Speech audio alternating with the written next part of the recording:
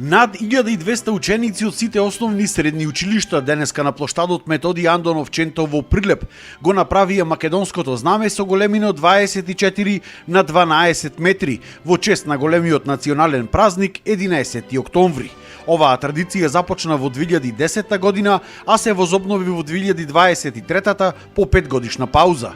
Ова е единствен ваков настан во Македонија, со кој што достојно се одбележува како празникот 11 октомври, така се дава и почит на нашиот национален символ знамето. Секоја година одбираме ученици генерацијски од 9 и 8 одделенија, средните училишта прва и втора години. Така идат да учествуваат некои по 2 пати, по 3 пати, меѓутоа сите ученици да имаат можност да учествуваат во правењето на знамето. Со оваа активност започнува одбележувањето на утрешниот празник во Прилеп, а за вечер е подготвен импровизиран напад на градот, огромет и богата културно-уметничка програма.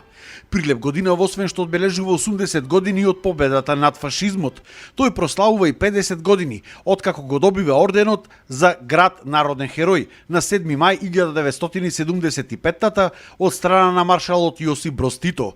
Куриозитет е тоа што само уште 7 други градови на ниво на тогашна Југославија покрај Прилеп го добиваат ова признание. Прилеп дал 650 жртви, дал 15 народни херои. Од прилика Прилеп имал 24.000 жители во тој период, а поред некоја статистика 8.000 имаме учесници во народно-ослободителната борба, или тоа во просек од прилика по секој трет. Тоа е една фрапантна бројка која зборува за херојството, за ангажманот и за учеството на Прилеп и прилепчани во народно-ослободителната борба.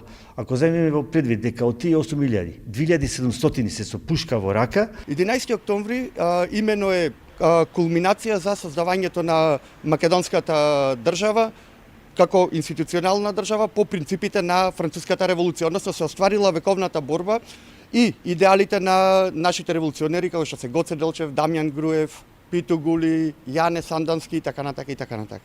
За утре е предвидено полагање на свежо цвеќе на високи државни делегации на спомениците на Методи Андонов Ченто, Кузма Јосифовски Питу и могилата на непобедените.